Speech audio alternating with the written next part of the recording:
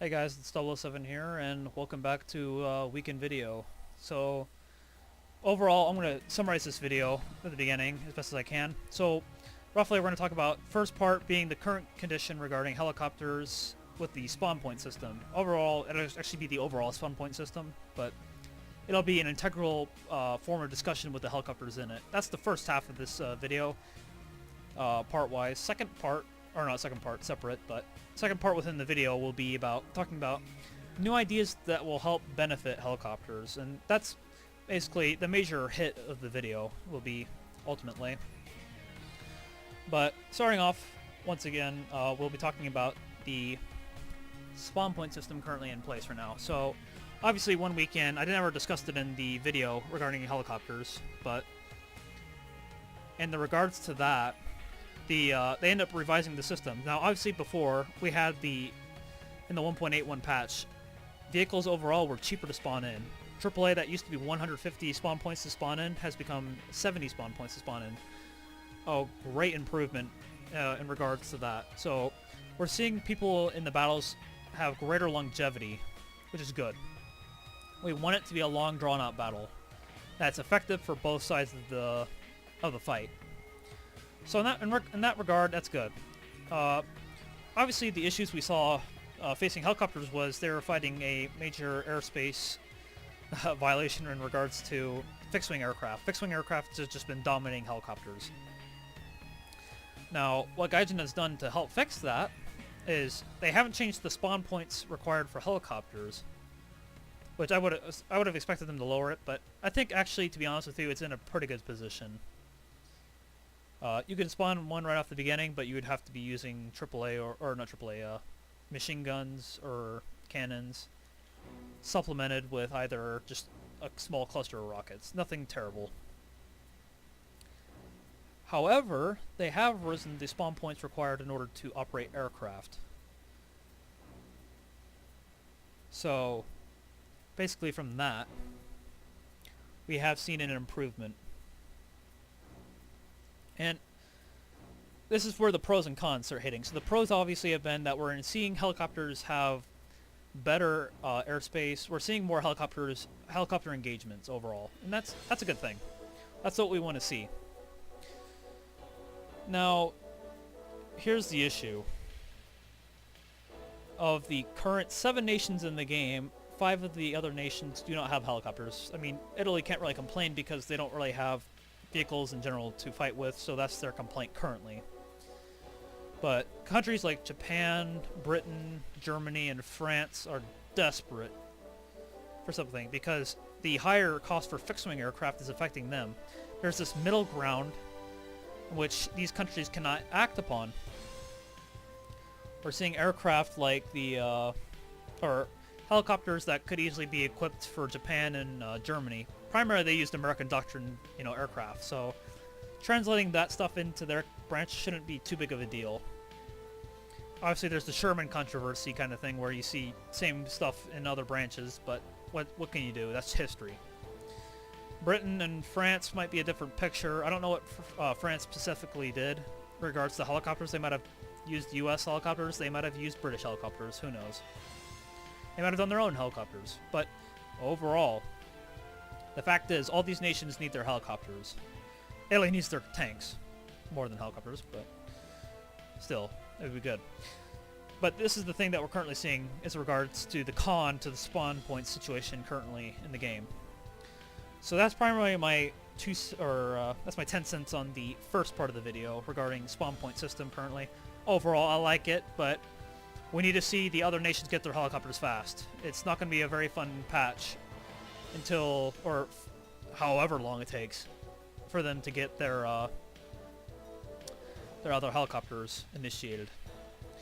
Now moving on to the new aspects of the game. So currently what we're seeing in ground realistic for helicopters is they start out with a basic spawn point. They spawn in the air. You can spawn on the ground, I guess, if you want. Not recommending it because you have less reaction time. But you have a base that's undefended, and obviously it wouldn't really matter to fixed-wing aircraft and some of the ideas that we're about to mention. But overall, for helicopters, enemy helicopters are very capable of sneaking up on this position and ambushing the spawned-in helicopters. I'm not saying that the helicopters that have been standing there for 2 minutes need to be protected. I'm saying freshly spawned helicopters are in danger, and I can speak from experience. I've had this happen to me, so that's a major issue I think that we should be seeing addressed in this regard. So some of the ideas I came up with, as I mentioned in the comment during the week.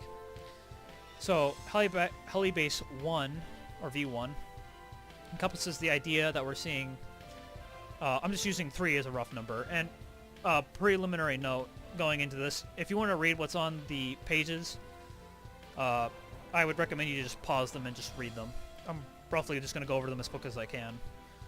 But continuing on with this, we're going to see 3 of these heli stations, AAA heli stations. So whether it's generic AAA or airfield quality AAA, that's still to be determined.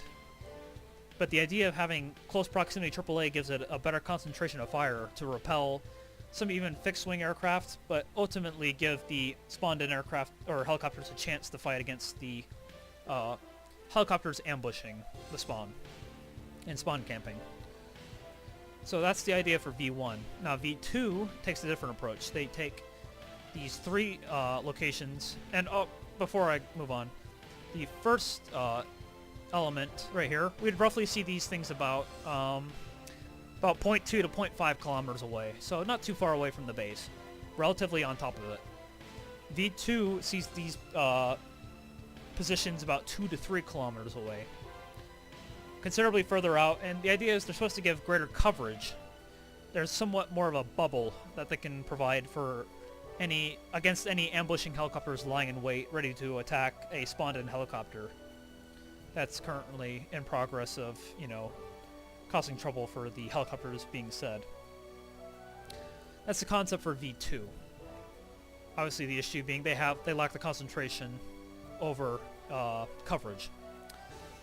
V3 takes V1 and V2 and smashes them together to give us this concept right here.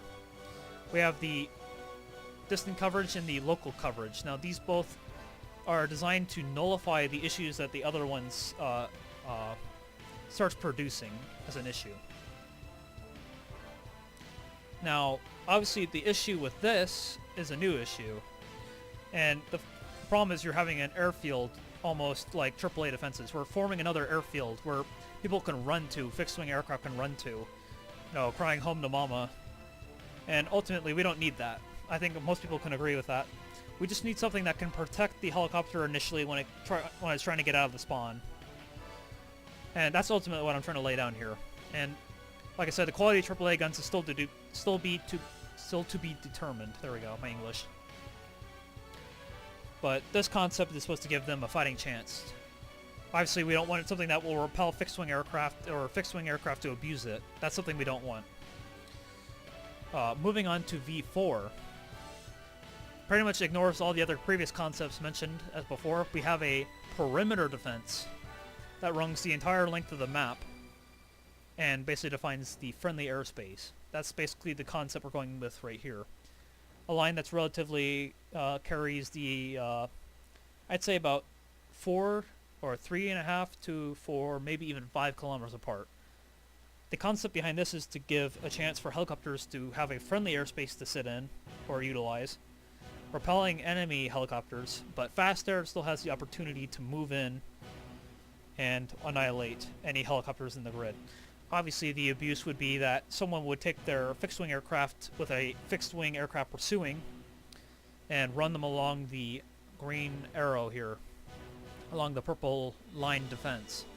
That's the primary issue that we would see in regards to this concept. Overall, though, I think these concepts are very important and should be taken, at least given some thought. That's my ultimate takeaway on this. Anything beyond that, I gotta say, actually I'll put up here in the upper right hand corner, you'll see the survey. Which do you think of these do you like? Or we'll even have the 5th option saying, something different, or actually something different or none at all. That's basically what we'll go with. Actually, it would be 4th or 5th. Yeah, 4th or 5th. 5th or 6th, sorry. I don't know where my head is today. It's been a long day. But yes, I'll have the survey up in the upper right-hand corner. Basically vote on it. Give your opinion on what you think. And if you have another idea, put it in the comments. Highly recommend it. I would love to discuss it in the comments. Also moving on, the other concept in the part 2 is the ideas for helicopter arcade and helicopter realistic. This one I'm really proud of right here, coming up with. So, obviously right off the bat, the thing that probably most people would notice is we have the A, B, and C points right here all around. These points right here are basically such as like you would see in an arcade, like realistic for air arcade, where aircraft can land and capture the points. But this would be available such as like ground realistic, where anyone could go in and capture the base minus fixed-wing aircraft. This concept basically allows for a new concept of the vertical envelopment concept, where helicopters can go in and simulate deploying troops in their positions and bases. That's the ultimate advantage concept we're trying to push forward here. Obviously, the issue would be, as mentioned up here on the upper left-hand corner, right up here in these 3 boxes. The issue would be that you would have to have helicopters protecting or guaranteeing protection for the landing helicopters to capture the positions. Some assist form would have to be made in that regard, and once again, that's a hard thing to pull because this is something that goes against human nature in regards to the War Thunder, what we've seen. You know, take it for the example of ground realistic and capturing bases, or even arcade ground forces. There are people that are selfish and that will move right in and capture these positions. And obviously that's a problem because you don't want to have, people lack the points going in and out of the situation. Yet with this case, you have to ask someone to be selfless enough to help protect and provide air cover for those capturing these landing zones, or LZs. That's the issue that struggles with this idea, but hopefully what tries to nullify that concept is the idea of the static and the dynamic fronts right here, as seen on the map. Static fronts obviously being that they don't move, they just shoot back and forth at each other, take away from each other. Helicopters move in and provide close ground support to try and wipe out these positions. Something that's not really erratic and all that, something that should be basically low activity as a region overall. Primarily the high activity region would be the A point and the dynamic front right here. Something that you'd see like an enduring confrontation or in some realistic and arcade battles, where the situation on the ground is actively being determined by the supporting air forces, not fixed-wing aircraft, but the helicopters supporting the ground. That's the concept we're looking at with this. So ultimately, that's something. This would basically see the highest concentration, in my opinion, or theory. Obviously, that could be wrong. We could see people going at each other in these areas right here. Hard to say. We don't know where the nature of the War Thunder player is going to lie, and right now I'm not doing a survey on it, but that's something to look into. Additionally, I would like to also take a look at the generic AAA guns. I'm probably going to put that in the description, whether or not they're effective or not. Basically trying to do a study on that. But ultimately, that's basically what I can say about this stuff. Now, here's some things that we do not know. Something that still could be determined. So, regarding the base defenses and all that, or spawning in, I should say, for that matter. The question is, do you have the helicopters spawn in out on the ground, like in a air realistic match, or do you give them an air spawn, or do you give special variants of helicopters the opportunity to spawn in the air, versus some helicopters to spawn on the ground? Once again, these are concepts to keep in mind. That's something that cannot, or is currently not determined. It's something that can still be debated upon. The other concept we can talk about is, I forget, was like within regards of something. I guess we could also mention something that's not really mentioned on here, but the concept of having multiple spawns for helicopters, such as like in a ground forces battle. We start seeing a spawn point system, or multiple, you have a couple spawns, or 2 spawns for each helicopter depending on what its role is. We could see that on this map, or maps like this. Obviously, this is not what a map would probably look like, but I'm just trying to put a generic, lie down of all these elements of what we could possibly see for game modes incorporated into maps. Also, one thing I would like to mention is the the measurement table right here. And ultimately, I'm trying to prove set the point down that the map is supposed to be huge. Like, it's supposed to be at least 25 to 30 kilometers in length between both these bases.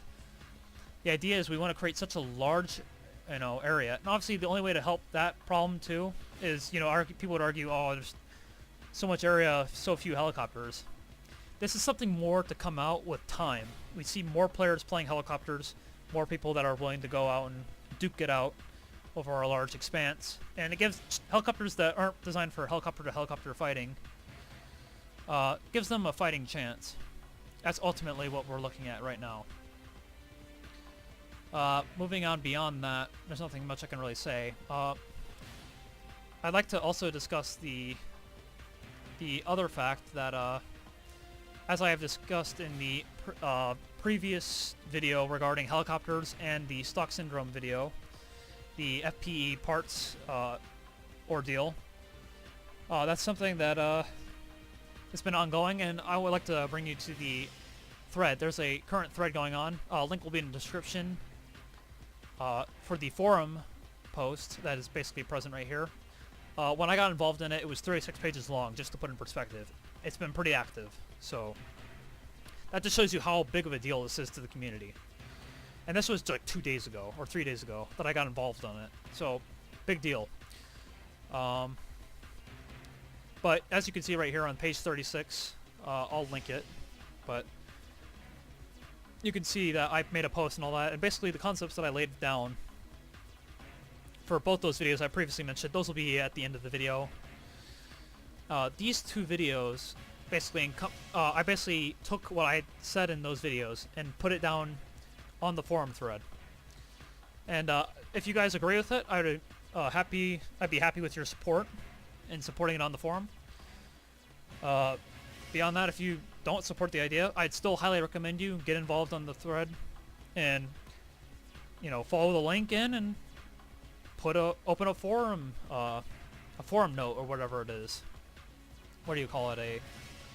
What is it? Or add to the discussion. Overall, that's what I should be saying. So basically add to the discussion. And there's some good stuff around here. A lot of people have been bashing the system overall. Not the FPE, but the Gaijin system. And I guess that's to be expected. That's just the way, the forums are. You expect that stuff. But ultimately, I wanted to put something creative and something that's constructive on the forum. If you want to support it, that's your call. Or whether or not you want to support it, that's your call, is what I should be saying. But that's all I have to say in those regards. Also, I'd like to, once again, thank everyone for watching the videos.